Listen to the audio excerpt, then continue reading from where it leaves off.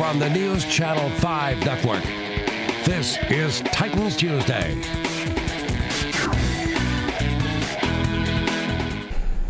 And greetings to you, ladies and gentlemen, on this Tuesday night. I'm Hope Hines. Welcome in. This is Titans Tuesday. We're going to be doing tonight what we normally do on Titans Tuesday. We have Dr. Chad Price, who's here with Petty Orthopedics, and he will be our first guest on the program tonight. We'll be talking about injuries that might be related to you. And, of course, it is always, we're talking about the Titans Injury Report. It's always brought to you by Baptist Sports Medicine. And Dr. Chad Price, a locally grown boy here, grew up here, hometown boy. We'll get him to talk about some of his background a little bit. Anyway, we'll talk about some of those injuries that the Titans are going through and some that you may have encountered as a weekend warrior or just somebody putzing around the house and all of a sudden you stumbled and fell one day and you broke something. This would be the guy you want to go see. All right, let's widen out our camera and say hello to the good doctor, Dr. Chad Price. And the injury report tonight, as you see right there, brought to you by Baptist Sports Medicine. Chad, good to have you here. Thank you very much. Appreciate it. And I suspect that there are a number of people out there who know you, who grew up with you, who went to high school with you because you went to Smyrna High School. Yes, sir, I did. Great years at Smyrna High School. Yeah, I'm sure it was. Spent my whole life here. Yep, exactly. Your parents live here? Yes, sir. Live in Murfreesboro. Watching tonight, I'm sure. Good for them. And yes. And you got married and you have 2 children? Yes, sir. My wife Joey has the hard job right now. She's trying to get our 2 kids to bed. I'm sure that's a struggle right now. Well, she'll handle it because you're out doing what you need to be doing. Yes, anyway, sir. So we're happy to have you here. And excuse me, you went to the University of Tennessee, so yes, you're sir. quite familiar with the plight of the Vols. Watching right closely, yes, sir. Like all Vols are. Yes. All right, Chad, you know, before we came on the show tonight, we talked a little bit about injuries and that sort of thing. The Titans, you know, they're not giving us any injuries here that we can talk Fantastic. about, which is pretty good. Yes. I mentioned a moment ago, and I guess, of course, we've been talking about Kyle Vanden Bosch's groin injury, and for every doctor that comes on every week, we kind of touch on that. You got any additional thoughts that you might shed on a groin injury, which not necessarily is in your line of work, I guess, but a little bit maybe? Well, we see them as part of being a sports medicine doctor, and the bad part is we never know how long that's going to take to get better. And as we're seeing with him, you know, there's different levels of strains to muscles, and he's having a hard time.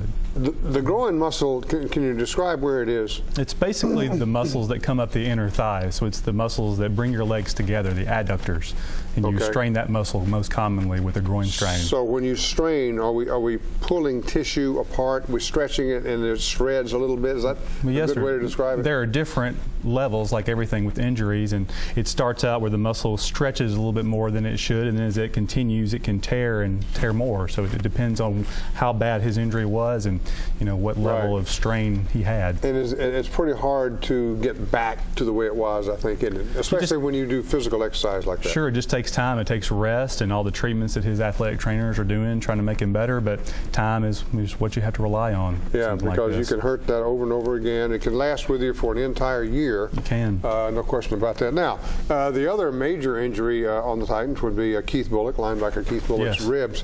And I can't imagine. What a tough guy. How he is out there playing. I don't know. I really don't. Yeah. I mean, you wouldn't recommend your patients out playing football, would you? God, it's really hard. You know, I can imagine how tough that guy must be. Yeah. There's not much you can do to make them better. It's just you pat him up and try to protect him, and it's just time, just like the groin injury. It just takes a while. But every time you breathe, that can hurt. I heard him the other day, and we have some more with him tonight, talking about the cartilage.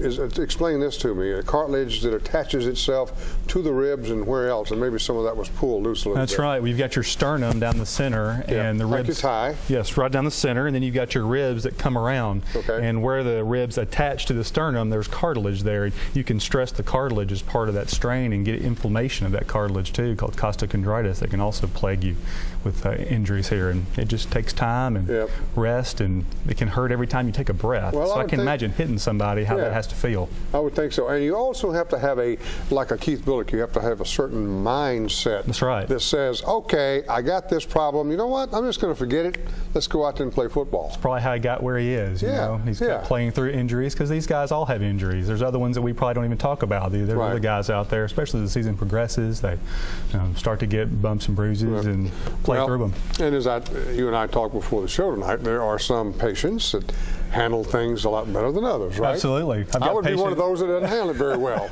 I've got patients who come back and say, I didn't take any of that pain medicine you gave me. What was that all about? And other patients who call and say, look, I'm hurting. I need more. I need more, yeah. You just got to base your decisions on how somebody is. Now, no way to predict. Now, you said, let's see, okay, let me just get into your business here a little bit. So all right. what are you facing tomorrow? What are you looking at tomorrow in your practice? Tomorrow morning, I start at 7:30. One of the high school kids I take care of has dislocated his shoulder and torn the labrum around his shoulder. I'm going to have to go back in and fix it. So. Now, okay, a separated shoulder then is what? Well, he has a shoulder dislocation. So I guess there are different kinds, right? Yeah, shoulder separation we commonly talk about that a lot of athletes have, or the AC joint up top gets strained. You have a direct blow, and a lot of players get that throughout the season and usually work through it. And, with this kid, actually the ball and socket joint slid out of place, and when you do that, you can tear the cartilage around the socket and tear it loose, and that leads you to having a potentially unstable shoulder. So you have to go back and put the labrum back where it's supposed to go to give him a bumper, so next season when he gets back playing, he won't hopefully come out of socket. And not to make anybody queasy here or anything, but do you sew that? How do you fix that? Well, we've gotten so good in orthopedics with using the arthroscope. We can do so many things through a camera and just making small nicks in the skin, and this will take 3 poke holes in his skin, which is great, and put a camera inside, and you actually use anchors into the bone and use sutures to sew the tissue back and hold it back up against the bone while it has time to heal.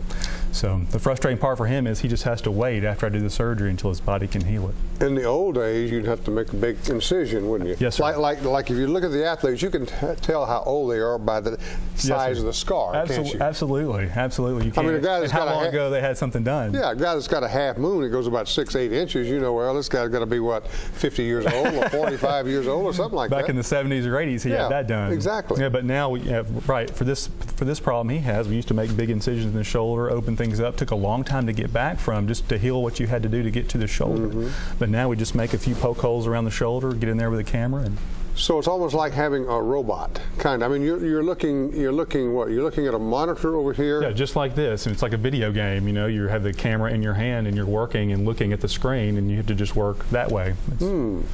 Great surgery. That's why I did orthopedics. Well, I was going to say, you can have fun in a professional kind of way. Absolutely. You have to enjoy what you do. If you don't have fun doing what you're doing, you don't need to be doing it anyway. That's right. You shouldn't do anything you don't like. Exactly. But I love it and get to make people better. And what's great about orthopedics is getting a patient as a problem, you fix them, you get them back, and then they're back to doing what they want to do. So you can actually fix things and make people better. It's great. But every patient you see has to go through some kind of rehab. I tell everybody that I see, half of the work is done by me at the time of surgery. The other half is done with them and their physical therapist. Physical therapists, athletic trainers are key to an orthopedist in making the outcome what the patient wants. So.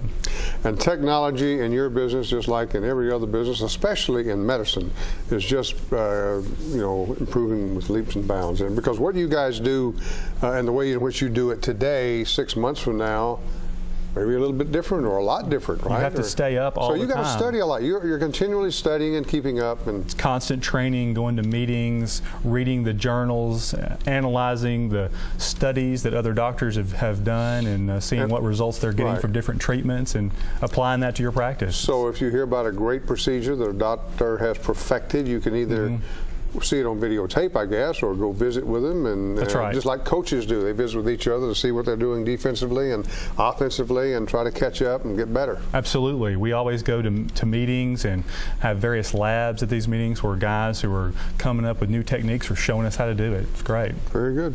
Well, Chad, thank you, my friend. Good to see you. Thank you for being here. Enjoyed it. Old Smyrna High School. Yes, sir. Guy right here who's done good, as they say. Went to the University of Tennessee and then went to Gainesville, Florida for your residency. Yes, sir. And now did a fellowship last year. Here you are back here in Nashville, Tennessee. Dr. Chad Price. He's with the Petty Orthopedics, and the injury report brought to you tonight by Baptist Sports Medicine. Good luck to you, sir. Thank you. I hope I don't need your services. Titans Tuesday brought to you by Baptist Sports Medicine.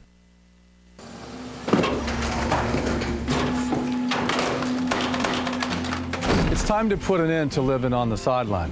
With joint replacement, the experts at St. Thomas Health Services can get armchair athletes into the game. Honey, what are you doing? Please don't do this to me. Please. Life isn't a spectator sport, so jump back in. Visit sths.com.